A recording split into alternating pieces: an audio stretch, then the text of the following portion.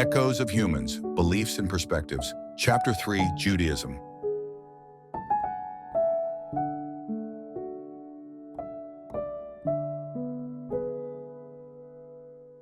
Jews understand Judaism in terms of their 4,000 years old history. They have experienced slavery, occupation, exile, and anarchy. This has given them a different perspective on religious belief and contest. In every era, their struggle to protect their tradition is manifest. They have been in contact with or influenced by diverse cultures and pluralism, from Egyptians and Babylonians to Enlightenment and the rise of nationalism. Like drops of water floating on oil but never mingling with it, the Jews, against all odds, have kept their identity intact. Of all the monotheistic faiths, Judaism is somewhat of a reclusive religion. Unlike Islam and Christianity, it has never actively pursued outside admission. It did not have an empire to force belief amongst the heathens, none like Constantine or the mighty caliphs to induce conversions. Abraham, their colossal patriarch, was born in Ur to Terah. Terah, an idol worshiper, was ninth in descent from Noah. One day, Abraham broke the idols, saying that it was wiser to look elsewhere for God's real intent, since the idols, their own destruction, could not prevent.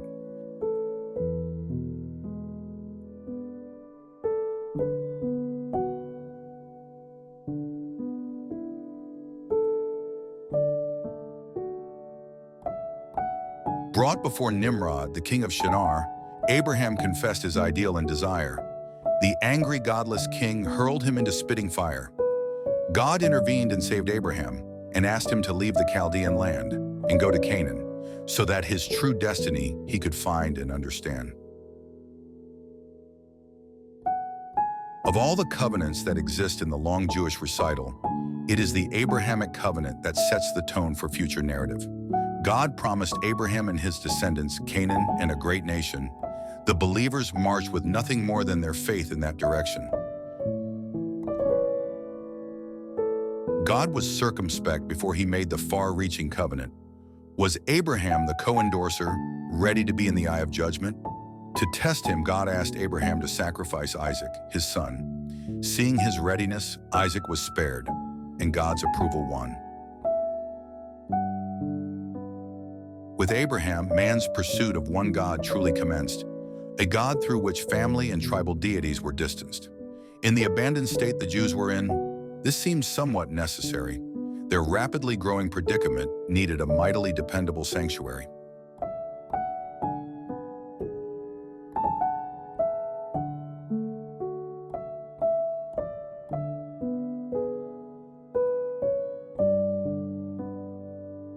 The God of Abraham was almost alone, yet not totally exclusive. Other gods could still slink around in a manner unobtrusive. The world of one Allah and one Yahweh was still centuries away, and so was the slow coming of age of the Trinitarian way. Jacob, Isaac's son, had 12 children, each a forebear of a separate tribe. 11 of these were ranged against Joseph, Jacob's favorite child. The jealous brothers sold Joseph to Egyptians for 20 pieces of silver, and by his blood-smeared garments, they convinced Jacob of Joseph's murder. But Joseph prospered in Egypt, thriving even in shackles and pain. He was helped by his prognostications of scanty and abundant rain. Soon, Jacob and his other progeny too came to Egypt from Canaan. They found an ungrudging benefactor in Joseph, who saved them from famine. It was in the land of Goshen that these few Hebrews first settled. They grew in numbers even as grim conditions. They battled. The Pharaoh was alarmed at their numbers and ordered them to be slaves at Ramses. He also killed their children, thinking all Hebrews to be his nemesis.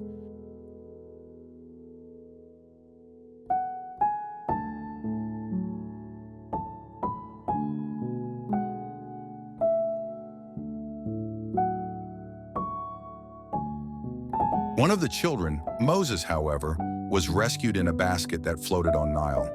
Pharaoh's daughter adopted him, saving him from her own people, who were hostile. Upon growing up, Moses killed an Egyptian who was beating a Hebrew page. After that, he fled to the south of Judah to escape the Pharaoh's rage. There on Mount Horeb, God and Moses had their first conversation. God spoke as a burning bush and disclosed his divination, commanded Moses to return to Egypt to sever his people's bondage, and then take them to Canaan to escape the Pharaoh's carnage. At first, the eloquent Aaron, Moses' brother, was assigned this activity. He was to ask Pharaoh for the liberation of Hebrews under Egypt's captivity, so that these lost people could go back to their promised land. But Aaron's supplication failed, as Pharaoh was not inclined to meet his demand. But the malapert Pharaoh underestimated Yahweh's reach and power, nor the extent to which he could go to protect and deliver. Yahweh inflicted 10 plagues upon Pharaoh's land and his hordes. These afflictions finally mowed down the spirit of Pharaoh's cohorts.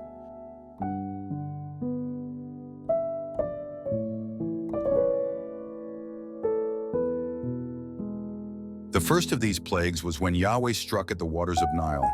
The great river turned into blood, all curdled and vile. The bloated fish perished, and there were no waters to rest. No luscious saps could now flow from Nile's mighty breast. The next plague was that of legions of frogs hopping into each palace and home. Over each bed, oven, kneading trough, ossuary, and dome, all that people could hear was a croaking circumambience that shut off all other sounds from human presence. Then when Aaron, goaded by Yahweh, brandished his angelic rod, and with a premonitory huff struck at the Egyptian clod, all dust motes became gnats and came upon men like a storm. Densely they alighted, disfiguring each form. Then swarms of flies came after the Egyptians, causing untold calamity, harming people and livestock with a withering tenacity. Pharaoh promised Moses that he would free the Hebrews if the plague was gone. But no sooner that happened, Pharaoh reneged on his bond.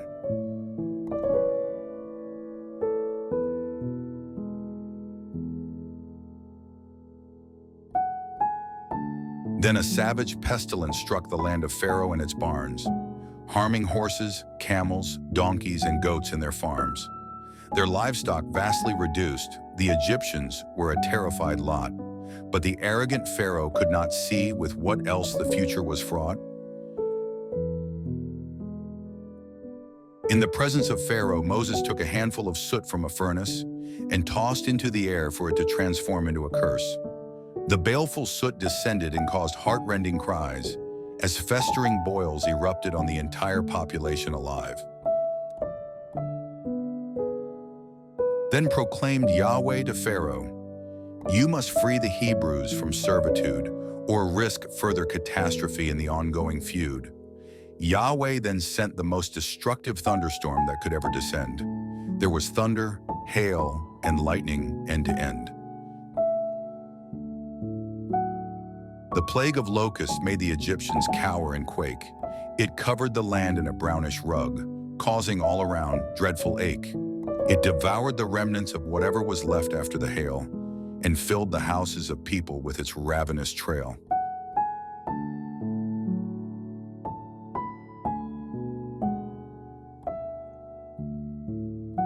Then Moses stretched his hand toward the heavens, and extreme darkness happened, a darkness so intense that human eyes became redundant.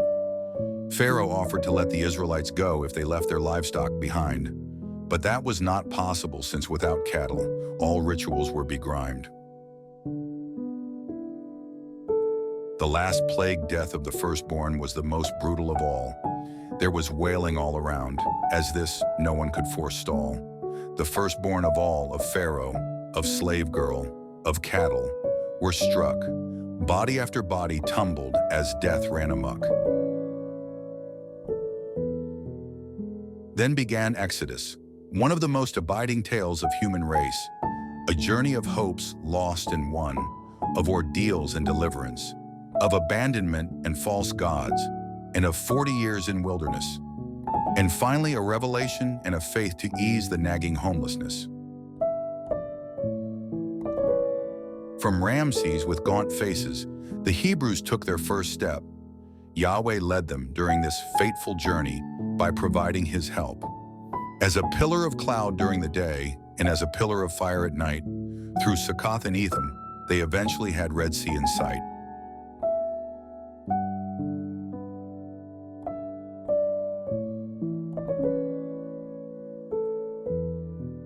Pursued by Pharaoh's legions, the terrified Hebrews reached the waters. Moses used his staff to escape the tormentors. The Red Sea parted with walls of water on either side. The Hebrews escaped, but Pharaoh's men were devoured by the rising tide. Their goal was to reach Canaan, where their ancestors had lived and died. They could not take the shorter sandy route as hostile Philistia lay that side, nor could they head across the Sinai, where heat baked the limestone. Moses led them down the south along the narrow coastal plain. Their first camp was in Marah in the wilderness of Shur. In Elim, they found spring water and date palms to savor. Yahweh sent them quail and manna for sustenance. In Rephidim, they were able to fight off the Amalekites' offense. Moses then led the Israelites further south to the foothills of Mount Sinai. He was shepherding the flock of Jethro when God saw him eye to eye. The covenant between Yahweh and Israel was made at this hallowed spot. It was the third month after Exodus, which saw the tying of this knot.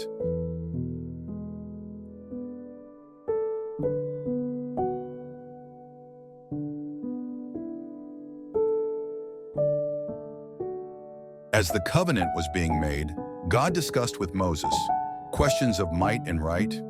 You have seen what I did to the Egyptians during the fight. I bore you on eagle's wings and succored you during the march. Now you go to Canaan, and Torah will be your torch. After Moses shared the contents of the covenant with his people, he ascended to the top of Mount Sinai for the holy sequel. There, in the midst of thunder and lightning in the clouds, God passed on 10 commandments, of which Jews would forever be proud. Meanwhile, at the foothills, the restive Israelites began to doubt their faith. They sinned by worshiping the golden calf and Yahweh. They replaced. The livid Yahweh killed 3,000 of them in a trice. This persuaded them to build a tabernacle upon Moses' advice. In the second year after Exodus, they experienced dire distress during the fearful journey through the wilderness of Kadesh. A whole nation of children, animals, elderly on a slow trail, winding up and down the Arnon Gorge, hoping to prevail.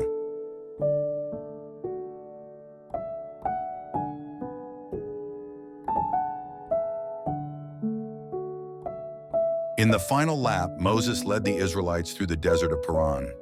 He sent spies to pry into the lives of the dwellers of Canaan. They informed him that the inhabitants were giants of fearsome size. The weary Israelites were in no mood to be a part of a fresh strife. At this point, Moses admonished them that they were not worthy of the Holy Land, and cursed them that they would wander for 40 years like some desultory band. After they were dead, their sturdier progeny would fight for a better fate and protect forever the Hebrew pride inside Canaan's gate. Thus saying, the old Moses went up the Mount Nebo to the top of Pisgah and passed on the mantle of leadership to the worthy Joshua. Moses gave one final look at the promised land beyond the divide and then passed away, ending one of the most storied chapters of mankind. Joshua and his followers crossed into Canaan to end the exile.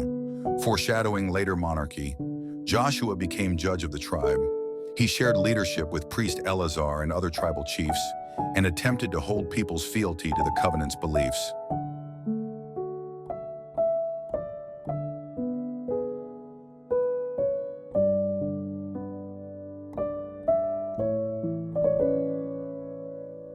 The Israelites believed that good only happened under God's command, and problems were vaporous poisons by disobedience spawned. The local Canaanites were conquered and displaced from Hebrew enclaves. They were accused of idolatry and ironically kept as slaves. After Joshua, there was a swift decline in leadership, morals, and manners. Judges or crises leaders came one by one, but Canaan was in tatters. For 40 years, only Judge Deborah, from her duty, did not flinch. But it was too little for a land in such a dreadful lurch. Samuel, the son of Ephraim and Hannah, was the one who stemmed the anarchy, as Israel showed signs of moving away from the inefficacy of judges to a monarchy. Samuel kept the Israelites' religious heritage alive against all odds. Himself a wandering mendicant, he remained steadfast to the sacred cause. One day Samuel gathered the people at Gilgal near the Jordan River. He anointed Saul as the first king of Israel to make governance clearer. Saul's reign was eventful as it marked a major transition in society. From a scattered tribal outpost, it now became an organized polity.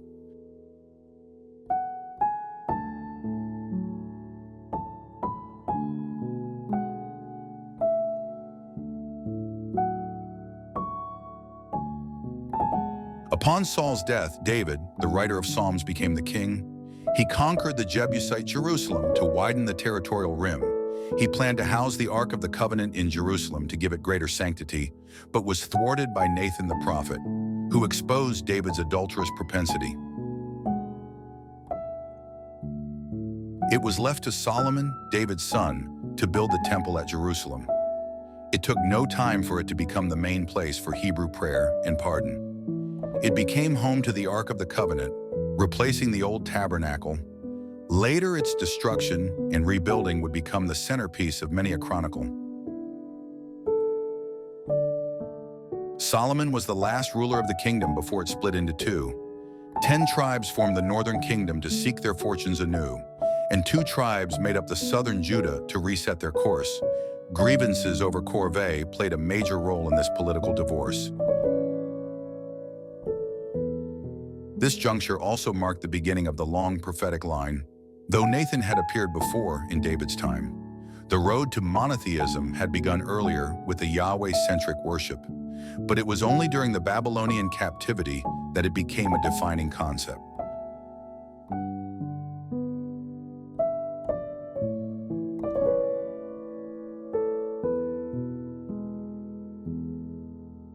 The coming of the transcendent God was an event of great consequence. Placement of God beyond nature and society made him more immense. Different interpretations of his will could now answer every forlorn call, and the great distance made him even more immune from any fall. The idea of Yahweh stood firm even as other Semitic gods disappeared.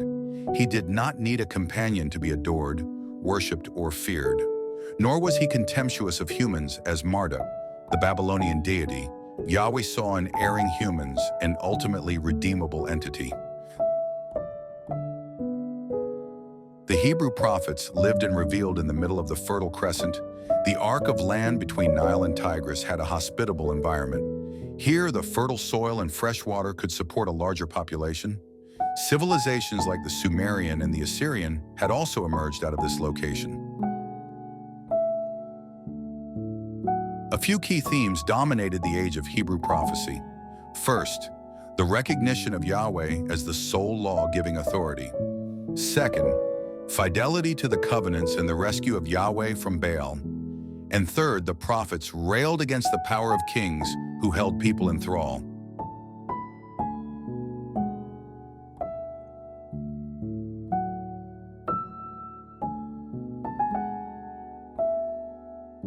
There was also a widening of God's definition to include the whole human history, the philosophy of remnant, and the rejection of miscegenation's acceptability. Included was a paradoxical call to surrender to the invading armies, so that in defeat, the fallen Hebrews could mend their broken faculties. Hebrew prophecy rose with kingship and disappeared when the royalty ended. Samuel had warned of unchecked royal power if it was left uncontended. As the Hebrews moved from tribal confederacy into a monarchy, the prophets emerged as a balancing force to prevent royal ascendancy. In addition, the philosophy of prophets vowed and swore against inequality. Conscripted labor was being used, and this had caused split in the polity. On the horizon, the flexing Assyrians and the Babylonians were looming, and in the minds of people, the heathen god, Baal, was becoming all-consuming. Not to presage, but to warn and exhort became the main calling of the Hebrew prophets. To keep steady the ship of faith amidst all the turmoil and conflicts. Some prophets were known for episodes in their lives, and some for what they said, others for their laments and oracles as they saw challenges ahead.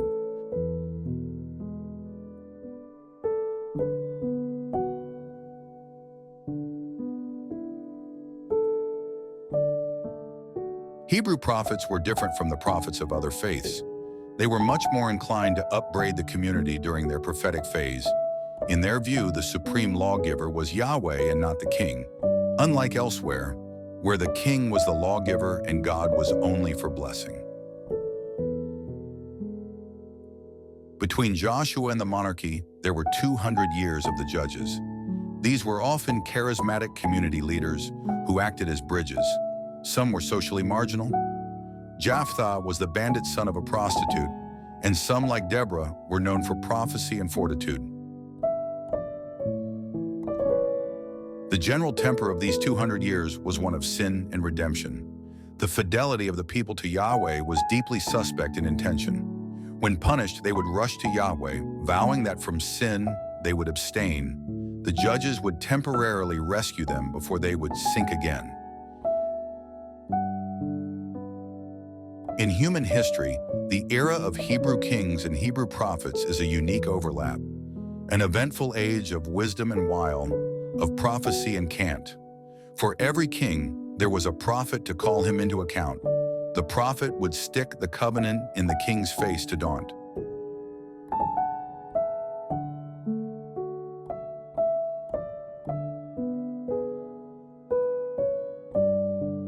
Across the Hebrew eras, the Mosaic and the Davidic covenants came to guide the polity. As per these covenants, Israel was to become a kingdom of priests and a holy entity. God also ordained that David and his dynasty would be the kings of the land. In nourishing these conventions, the two covenants went hand in hand. The first temple at Jerusalem came to be seen as a holy altar, but when Solomon also built temples for the Moabites, he was seen as a defaulter. His leniency towards the foreign gods resulted in having the might of David's house. Soon, there was the northern kingdom of Israel and that of Judah in the south. Fascination for foreign women was another infraction that was seen as shameful. Samson's infatuation for Delilah, the Philistine, came to epitomize his betrayal. David was smitten by Bathsheba, the wife of Uriah, the Hittite, and Ahab fell for Jezebel, who preferred Baal over Yahweh's might. Worldwide, during the middle of the first millennium BCE, arose a great awakening. From mere narration, writing now began to respond to a more reflective beckoning. Across lands apparently unconnected by culture, was observed a common spectacle, that of analysis of human condition at a deeper philosophical level.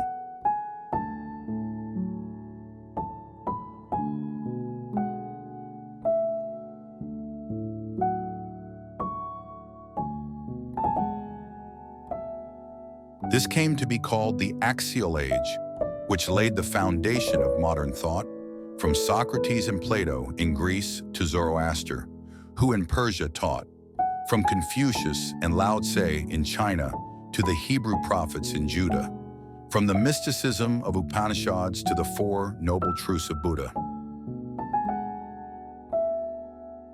It seemed that the barrage that was holding up the human mind was suddenly pressed and split. Philosophy, science, and democracy came out of the Athenian ferment. Propriety and the way of harmony were expressions of the Chinese genius. The Vedanta concept of Brahman seemed like the melodic climb of this chorus. The writing material and the script, too, became more supple in style. From clay tablets to the papyrus from the swamps of Nile, vocabulary became more abstract and human thought gained in roundedness. Religion became increasingly a means of reflection, shedding its coyness. From the cuneiforms of Sumerians to the hieroglyphs of the Egyptian alphabet, the coming of the Phoenician early linear script before the Axial Age's onset, soon words became rich storehouses that would time and space transcend, and the curtain was raised for complex ideas and concepts to trend.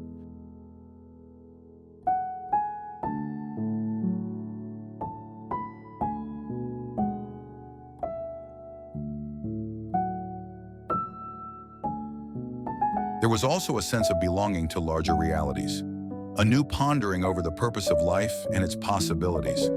Propitiation of tribal deities could no longer hold back human abstraction. The genie had escaped the bottle, however, puzzling its dimension.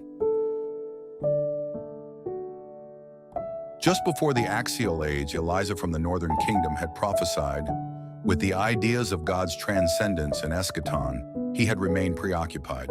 Not for him were issues like social inequity worthy of prophetic intervention. Salvation came only for the remnant purified by God's benediction. He loathed the fact that Yahweh was replaced by the pagan Baal. Ahab and Jezebel worshipped the latter, leading to Yahweh's fall. Elijah warned that such a practice would bring doom upon the land. Anon, a dewless drought followed, which the country could scarcely withstand. Elijah led the prophetic experience towards a new construct, a God not embedded in society but one who transcended it. The archaic contestants for divinity seemed thoroughly inadequate. Each was good enough only to be a tribal advocate.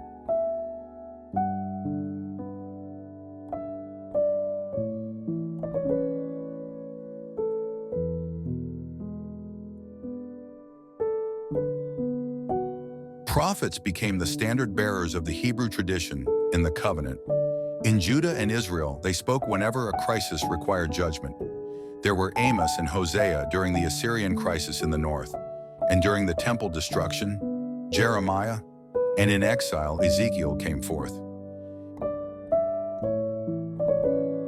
Amos was the first prophet to whom a book of bodements is ascribed. He lived during the reign of Jeroboam II, whose haughtiness he despised. Book of Amos is a set of oracles on the kingdom's damnation. When it fell, it was seen as an affirmation of Amos's divination. So early in Hebrew thought, Amos saw God as God of all history, God willing to share with all his omnipotence and mystery. God saved Israelites from Egypt and brought them to Canaan to persevere. But he had also saved the Philistines from Caphtor and the Arameans from Kir. Enduring themes of prophetic literature are found in the book of Amos. Mere religious practice cannot legitimize wealth, privilege, or status. The relationship between God and man is one of moral contract. If the people become errant, there is abrogation of this compact.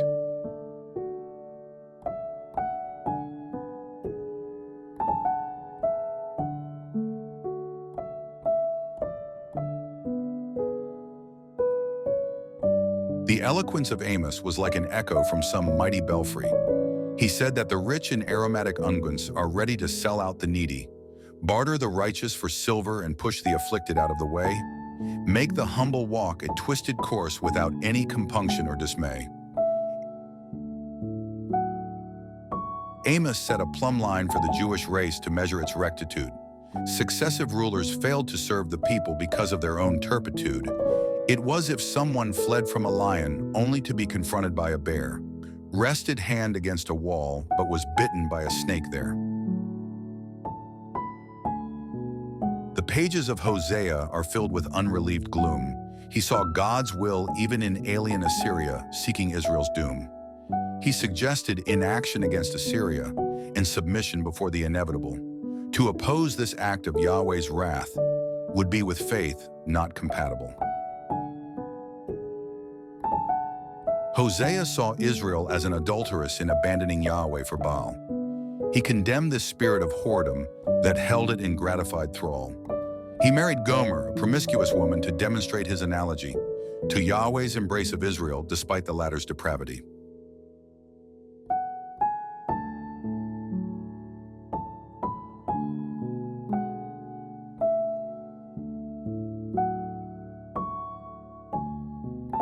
Isaiah of Jerusalem is known for his espousal of the Davidic covenant.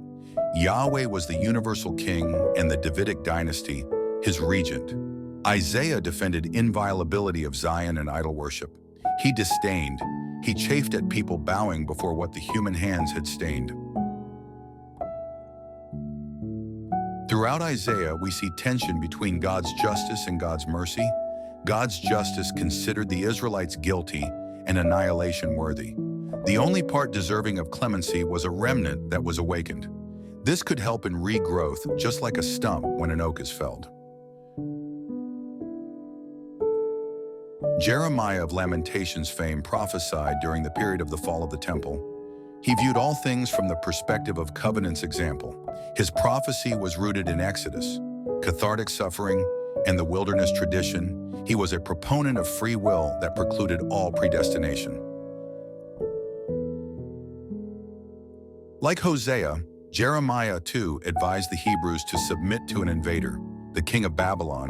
He called the invading king a servant of God sent to punish the people of Zion.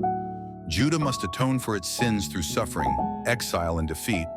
This would help cleanse people and prepare them for a better fate.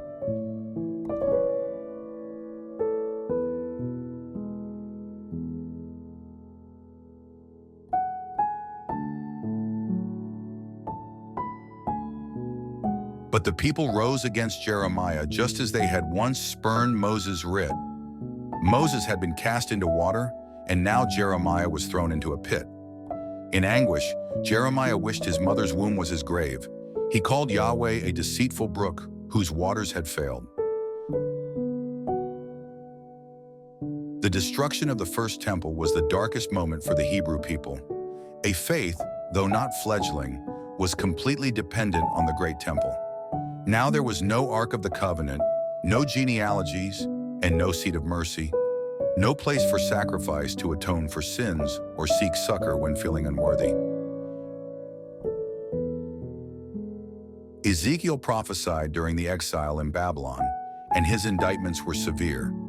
You shall die by pestilence and sword, and the wind shall make you disappear. Ezekiel saw Judah as a place where all sins people were ready to commit. His book was so full of gore that the young were forbidden to read it. In exile, there was the painful question of Yahweh's earthly residence. Only Jerusalem was thought to be appropriate for his hallowed presence. In exile, however, the synagogue was born, and Yahweh became peregrine. No longer bound to any place, he could still dictate and intervene.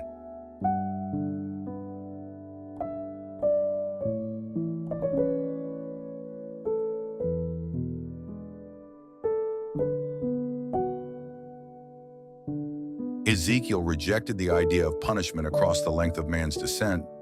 He saw no merit in punishing children for sins they could not prevent. In Exodus, the sins of fathers visit the children in a multi-generational travail. Several generations had to suffer before justice was said to prevail. His vision of Valley of Dry Bones is also a vision of Judah's revival. God promises to put skin and sinews upon these bones for hardier survival. After that, God causes the breath to enter the body so that it can live and grow, signifying that all of man's senses and capabilities from Yahweh's mercy flow. The songs of Deutero-Isaiah were composed during the years of banishment. They were songs of emancipation, new beginnings, and replenishment. During their 60 years in exile, Jews managed to hang on to their heritage. This they did by sharing genealogies and yarns about their exilic passage. In Deutero-Isaiah, we see an uncommon expansion of God's purpose and scheme. In Torah, Yahweh is only identified with deliverance from the Egyptian regime. But in Deutero-Isaiah, God breaks new ground by including the creation of the natural world. Experiences are seen at a broader level where history and creation converge.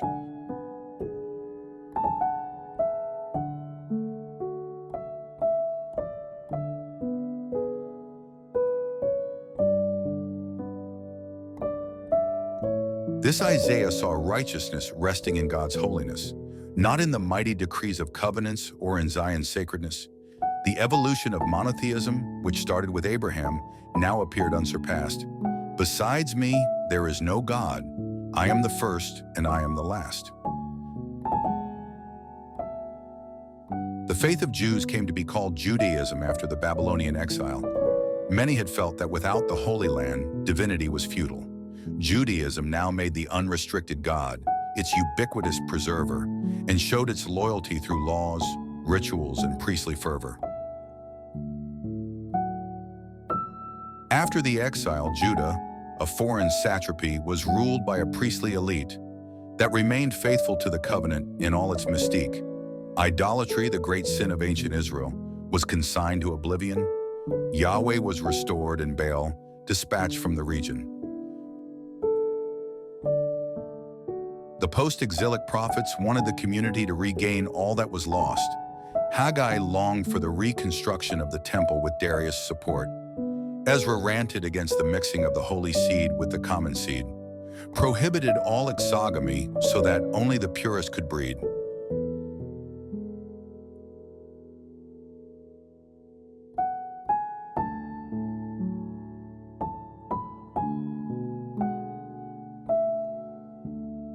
Hebrew prophecy ceased with Malachi, not to be renewed till the Messianic age. Malachi decried listless priesthood and marriage out of faith. The elevation of the high priest was another feature of the post-exilic time. He now had the trappings of royalty with both monarchy and prophecy in decline. Two Jewish sects, Pharisees and Sadducees, came into being during the Second Temple period. Pharisees were commoners who held that the oral tradition was also sacred. Their beliefs became the ritualistic basis of the rabbinic lore. For their perspective, by Mosaic authority, they swore. The Sadducees comprised members from the conservative ruling class. They rejected the oral tradition and put a literal construct upon the laws. Sadducees controlled the key institutions like the Sanhedrin and the temple. They favored imbibing Hellenism, and priestly privileges made them influential. Of the wisdom literature, Book of Job and Ecclesiastes are considered prominent. Book of Job deals with the coexistence of God with undeserved punishment. It challenges the idea of retributive justice, the heart of moral coherence. It dwells on intrinsic righteousness that is without any recompense.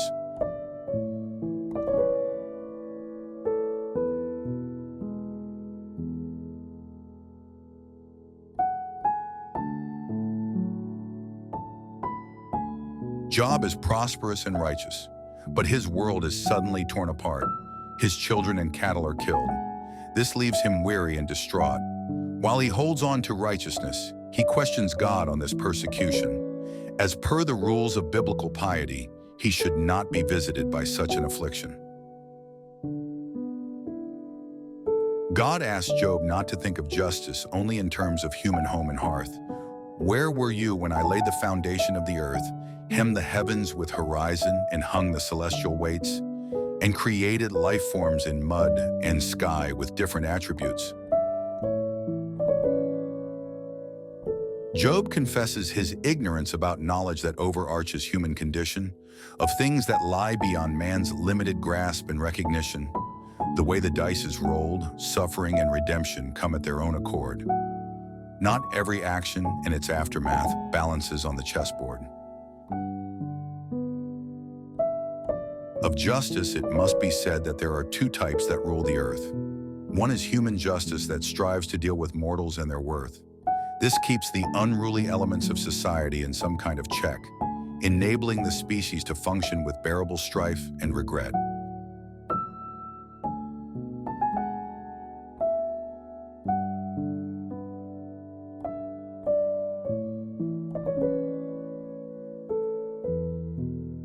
Then there is evolutionary justice that is immoral in the human sense. It fulfills the need of purblind evolution in which uncertainty is immense. Millions of species crowd the planet and suckle at nature's inducements, locked in a tense battle of survival with their disparate endowments. Ecclesiastes is another attack on biblical account and its idea of human mind. In the context of God's vast design, human endeavor is just a pursuit of wind. No one knows what is good for humanity. Knowledge itself can bring pain, but life has some happy moments which one should be ready to own and claim. The destruction of the Second Temple left the Jews in a spiritual void. It dealt a blow to the Jewish identity, which many felt was lost and soiled.